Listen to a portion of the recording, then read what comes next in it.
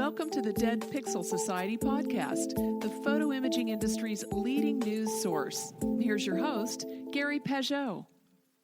The Dead Pixel Society podcast is brought to you by Mediaclip, Advertech Printing, and Independent Photo Imagers. Hello again and welcome to the Dead Pixel Society podcast. I'm your host, Gary Peugeot, and today we're joined by Lon Riley, who's the founder of DPI Laboratory, and he's coming to us from St. Petersburg, Florida today.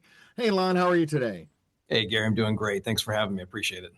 So you're a relatively new company in the UV printing space. So for the people who don't know what UV printing is, let's start there and how you got the company started. Sure. UV printing is basically a form of printing that uses a UV curable ink. So when people that are familiar with inks that normally have to air dry or water-based inks, the difference is when the UV ink jets on a surface, the UV light immediately goes over, it cross-links the monomers, and it cures immediately. So once you jet onto a substrate, it's immediately ready to use, package, send. So it's a relatively newer technology. It's been around for some years, continued to advance over the last 4 or 5 years, gained a lot of traction in markets such as signage, promotional products, of course, award and trophy, and the photography crowd. Yeah. And that's kind of what I want to talk about a little bit, because you've got some printers coming out, and we'll talk about that later. But, how long has the company been around? What is the technical foundation? What is your unique value that you're bringing to the market?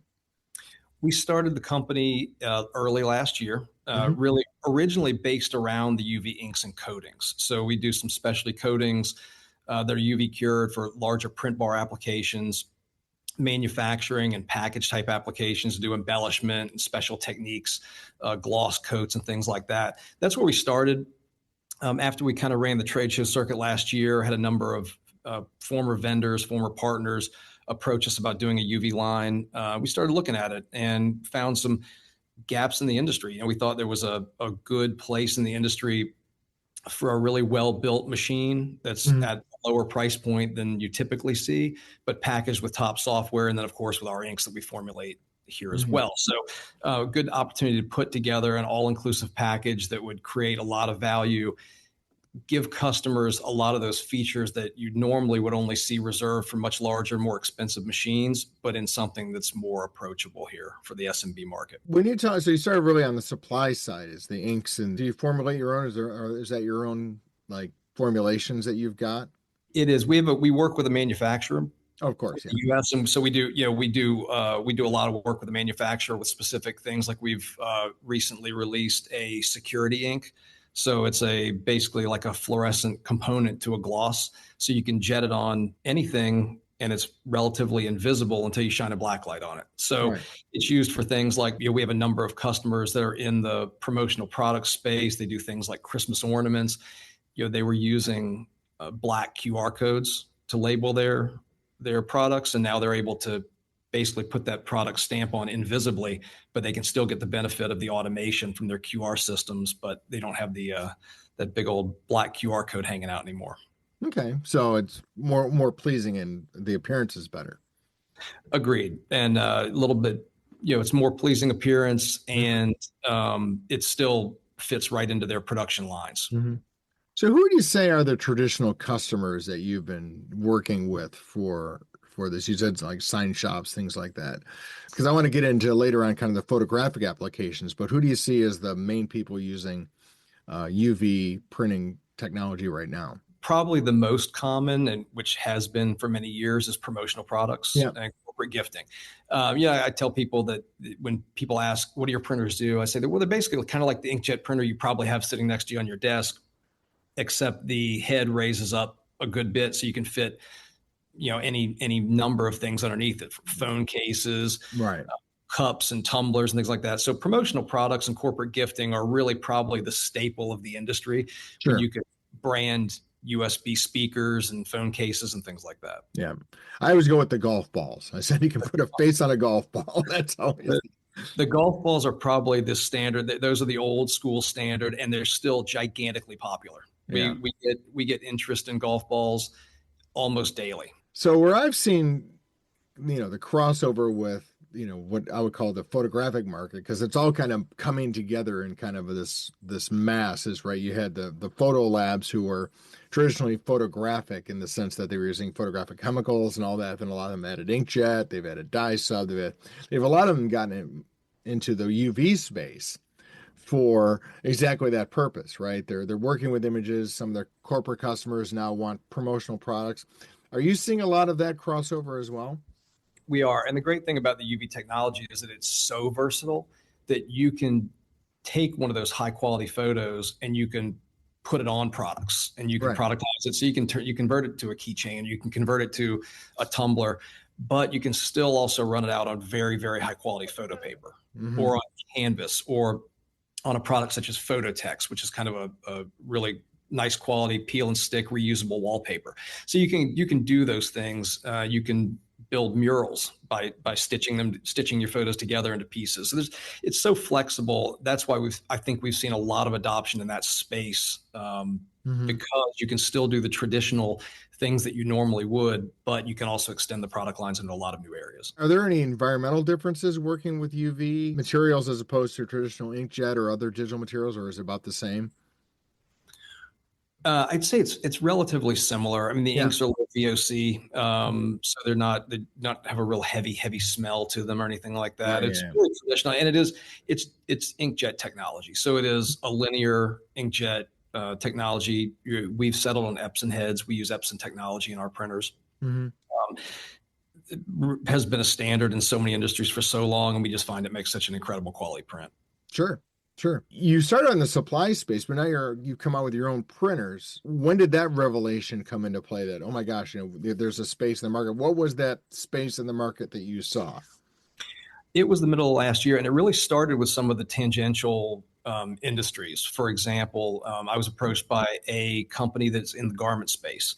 And the premise was, a lot of the companies that are in the garment space really were relatively unaware of the UV. So we felt like we had two ways to expand the market. And the UV market continues to grow, but one was in established markets that use very similar processes and very similar technology, and there's an awareness gap.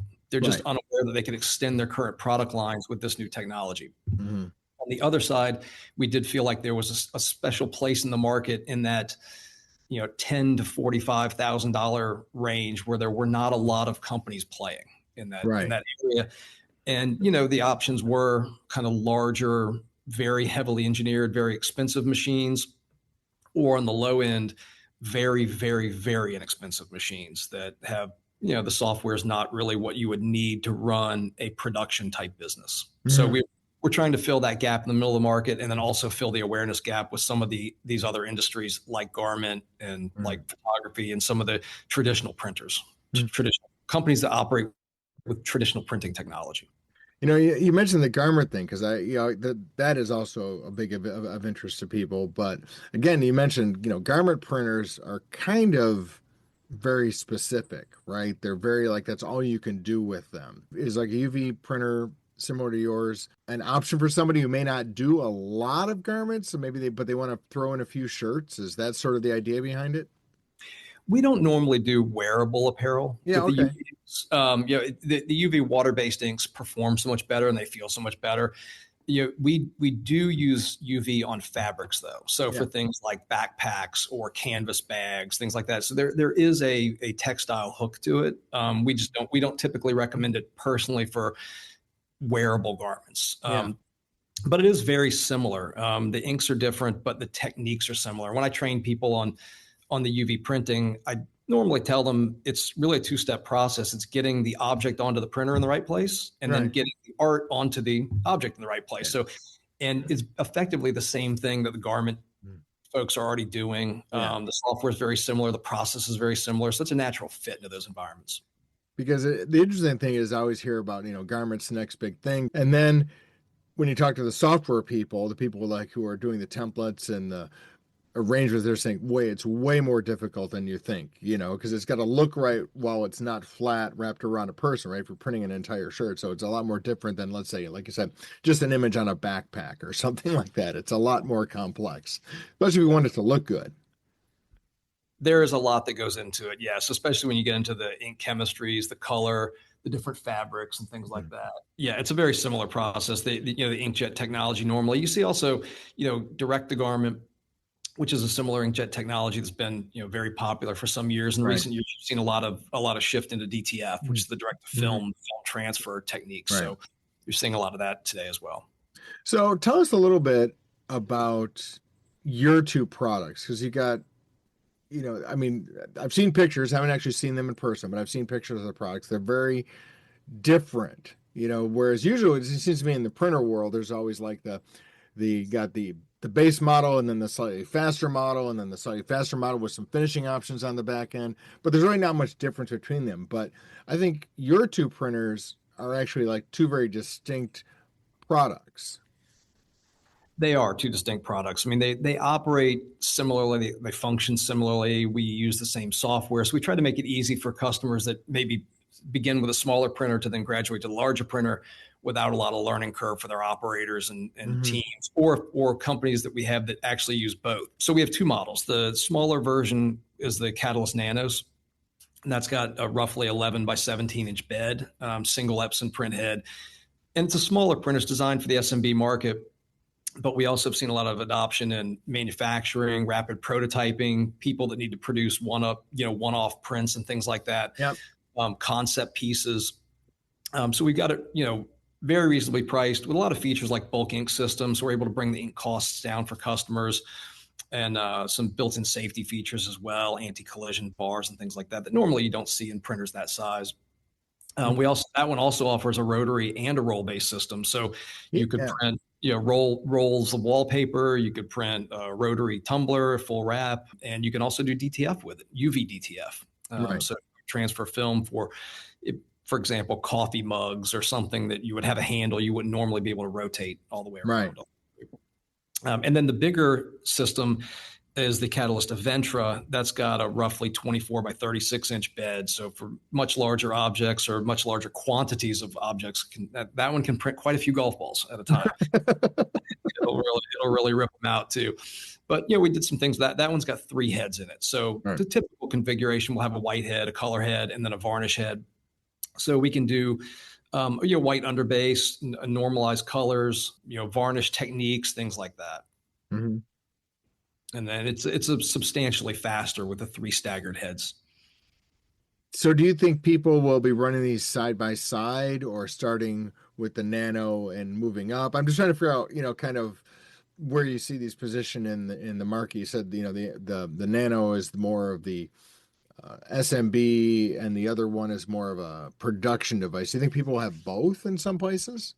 In some places, yes. And it always surprises me, like anything else in life. You go into the conversation with a customer expecting one thing, and then you end up with the other thing. So a lot of times too, I've talked to Fortune 500 companies that, we were all in on the Aventra, and as soon as they saw the Nanos, they preferred to go that route because they were working on certain methodologies and concepts where that smaller printer multiplied in shorter runs was better for their production environment than actually one bigger, much faster printer. It happened to suit their need, and it was a surprising shift, but we're happy to accommodate. Stay with us. We'll be right back. If you're a podcast host or someone wanting to be interviewed on podcasts as a guest, visit podmatch.com. Podmatch automatically connects ideal podcast guests and hosts together for interviews. We always say it works just like a dating app, but instead of connecting you for dates, it connects you for podcast interviews. Podmatch has connected over 85,000 guests and hosts together for interviews that listeners love, all while saving you countless hours of administrative work through built-in automations. If you're ready to level up your podcast interviews on either side of the mic, start today by visiting podmatch.com. Stay with us. We'll be right back. If you're a podcast host or someone wanting to be interviewed on podcasts as a guest, visit podmatch.com. Podmatch automatically connects ideal podcast guests and hosts together for interviews. We always say it works just like a dating app, but instead of connecting you for dates, it connects you for podcast interviews. Podmatch has connected over 85,000 guests and hosts together for interviews that listeners love, all while saving you countless hours of administrative work through built-in automations. If you're ready to level up your podcast interviews on either side of the mic, start today by visiting podmatch.com.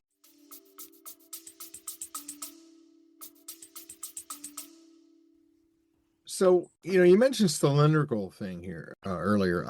At the recent, Photo Imaging Connect conference we had recently, they were talking about how drinkware and mugs are probably one of the biggest categories still with all in personalized products, at least in the photographic space, that is like the number one thing.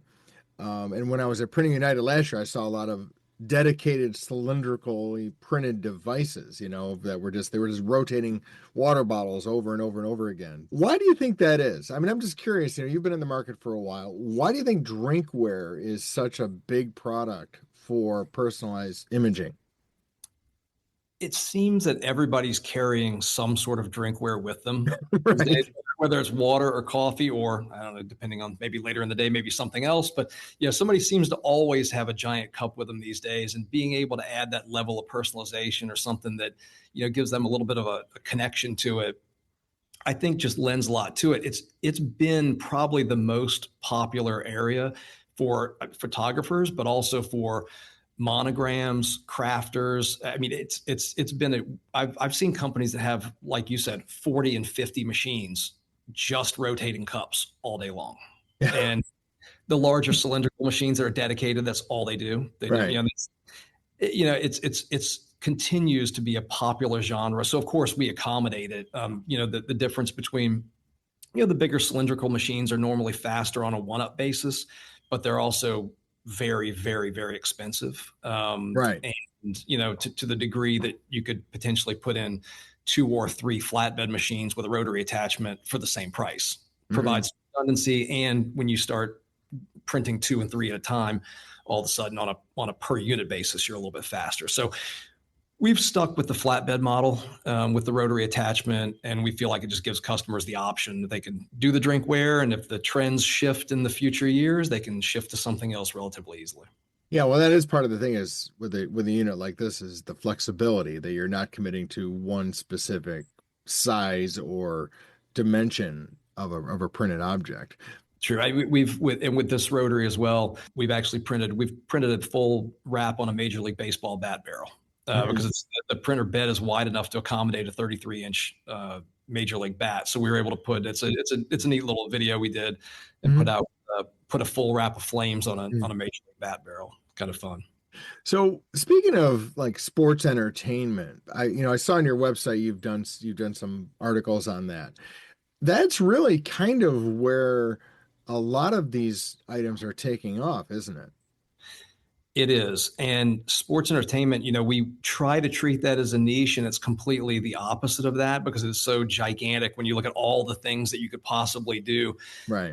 From, tournaments, sporting goods manufacturers, the traditional, as you said, golf ball customization, baseball customization, into really driving fan engagement. Right. The great thing about this technology is you can do large run or you can do short run, but you can basically do it on demand. So right. For a lot of companies that have, or even teams, a lot of the ball teams, minor league ball teams, they plan their promotions out months in advance. They order in giant quantities, but when it comes down to it, you don't know who's in the playoffs until maybe Tuesday for a Saturday game. So, this kind of technology allows them to, all of a sudden I can rip out rally towels and have them sitting on the seat in the stadium on Saturday once I know which teams are in. And so you can have that kind of flexibility with promotions that drive fan engagement. So we feel like it's a great opportunity and it's fun. I mean, we love working with the sports stuff, and there's really nothing better than somebody coming in and going, man, I didn't know you could do that. So yeah, we'll give it a go and see what we can do with it. Because I think this whole overall personalization, quick, production set of one or design of one, I guess, in a short time is really what's driving a lot of the market. Seeing a lot of the bigger printers starting to get more and more involved in this market. Do you think that's a technology thing or a cultural thing? Because I think it's a little bit of both. There used to be, when I was growing up, if I wanted a Detroit Tigers baseball, because I'm from Michigan, it would just be a, Detroit Tigers baseball with maybe I didn't even know what the technology was at the time, but it's just basically the logo on, a D on a ball. Yes. Nowadays, you can get that same ball, but it's going to be personalized with, the day you were at the game and maybe the score, whatever. Yeah, exactly. So what do you think is driving that? I mean, I think you're right. It's both sides of that. And, selfishly, my name is Lon, Lon. Mhm. When you go to the ballpark and you see all the baseballs and they've got Kevin and Mike and John, there was never a Lon, right? There was always baseball. Right, fan. exactly. That's what I ended up with, was baseball fan with the logo on this. Yeah, exactly. Get the Gary mug there. Perfect. So I didn't have that option. Right. And now I do. So I can place an order, put basically anything I want on it and workflow it. And two, the advancements in the workflow are something that we work with too, because we work with a lot of companies and that are doing like print on demand businesses. So, they'll take the orders online, they'll be able to workflow them directly to the printers. And then we can use our software to almost like a variable data type product. We can put all those names out, put them in order, match them to the order codes. And then once the printers run, take them off and scan them and ship them out to the customer. So, the time to delivery has gotten so short. It's the Amazon effect. Sure. Nobody wants to wait 5 days when they can prime it. It'll be there this afternoon. Sure. Absolutely. We've seen a lot of that as this technology continues to advance and get fast. You've got a lot of that effect there. I was thinking though, culturally though, people want to have themselves on there, where I don't think that was always the case, right? Where, the brand was like what you wanted to aspire to. And now you have people want to put their own twist on the brand by adding their own content to it. It's content culture. Yeah. Everybody wants to be a star. If be a star on YouTube or on your own mug in your car, it makes it easy. But I think especially too, it does the short run ability, especially in this creator culture where people are creating their own brands. I mean, get back to the sports with NIL. I mean, all the athletes are now a brand, so everybody has the ability to create that own brand. And with the technology being accessible, being relatively inexpensive, you can A/B test those things. You can run things out. You can see what people are interested in. You don't have to make $100,000 investment in a theory to find out nobody cares. Right. So that's one of the benefits of the short run technology as well. Mm-hmm. It's interesting is that because one of the markets I cover is the volume photography market, which, schools and things like that. And then they also do a lot of sports and dance and cheer and, those kind of things. And I've discovered, I've been out of touch, obviously, from high school for a while, but now high schools have media days for their athletes. And there's merch for that is specific for the athletes. It's amazing. And that's where all this comes into play. It's amazing. I mean, you'll see there's agent work now going down sub high school. That's a little creepy to me, though. It is kind of crazy. I just had a conversation with one of the sports communities that I'm involved with. We were talking about this last night. And again, it's that pro experience, sure. as a little kid, man, I all I wanted to do was nail that walk-off homer, for sure. The pros. Obviously that ship has sailed and now I make printers. But, I don't know. There's always time. My phone is on. When we got the Yankees may be leaving me a message right now as we speak, but chances are I'll be making printers again tomorrow. But everybody wanted that experience, and now you can get that experience. You got the media days, the clubhouse, the products with the kids on it. There's a product that I saw the other day where they actually have announcers that will you upload a clip and they will call your kids play. I mean, it gets that pro experience that people are looking for, and having your image on something like a baseball card is part of it. Yeah, it's fun. Well, you know what? It's definitely something that is a great opportunity for a lot of people. Do you think there's going to be a point though where there's going to be a saturation in the market for this, or is it just still blue skies for this stuff? I think there will be, and it's the next technology is always around the corner. I do think right now we got a lot of runway left though with the space, because just the diversity of applications that, even the most rudimentary, boring thing ever is we print asset tags on modems. Okay. We do that all day, every day. And there's nothing fancy about it. It's asset tag to the most kind of creative stuff you could think of, the rotaries on bats and, sports gear and things that you want to do, or print on demand. And really even event-based, which like most things, as the technology continues to shrink, that's another reason we wanted to have a smaller printer. So with the Nanos, that's something that we've had a lot of interest in, event-based. People that actually bring the printer to a location and be able to print on demand right there. So to your point, I was going to ask about that because I'm thinking you mentioned like minor league baseball, right? I mean, somebody could drop one of those things in their fan shop and, have a personalized baseball with the, Lansing Lugnuts, for example. That was the team I was closest to and again, it's that opportunity. Whereas, there were ways to do that, with other technology, but I don't think it had the quality that I think UV printing does. Because I think that's the big differential, is you're not sacrificing quality with this kind of thing. It's a huge differential. It really is, because you could produce a very, very high quality photo quality print at 2 feet by 3 feet, or you can put a face on a Lego minifigure. Right.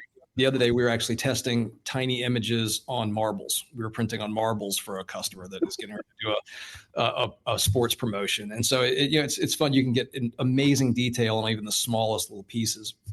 So the quality is a differentiator, and then really the ability to integrate that workflow software. So, like you're talking about, like a fan shop, driving fan engagement, being able to integrate that technology with even perhaps like an app. So as people are sitting there in the game and they're interacting with the game, exactly. and they're interacting with the app, they can order product and pick it up on the way out of the stadium. It's right. That notification. And so that's why I think there is a lot of blue sky with it, in terms of not just what it can do, but how it can interact and weave into other technologies, and how people, kind of roll it into other things that they're doing. It can become a part of so many other things. Yeah. Cause part of it is, they're trying to maximize the potential within the audience, right? If you work hard to get someone to a sporting event, to get them to a concert, to get something like that, you've got to maximize these days, that economic potential, whether, so personalized products is definitely a way to do it, especially on site. I think concerts is a great idea, for example. It is. Concerts is great. Yeah. And then, it gives it also, it's a way to keep that experience and keep that brand in front of the customer when they leave as well. Mm-hmm. I was talking to a company the other day, and we were working on a promotional item for a concert/sporting goods kind of application. And they said, well, durability is not that important, because this is really kind of a single use item, and durability is really not that important. I said, durability is always important. And, right. and that's because, you don't want them to go home and have the print peeling off and throw the object away. You want them to take that object and put it in their cabinet. And every time they pull it back out of the cabinet, they remember that experience, they remember the feeling, and they want to come back and do it again. Yeah. And so they said, all right, yeah, I guess durability is kind of.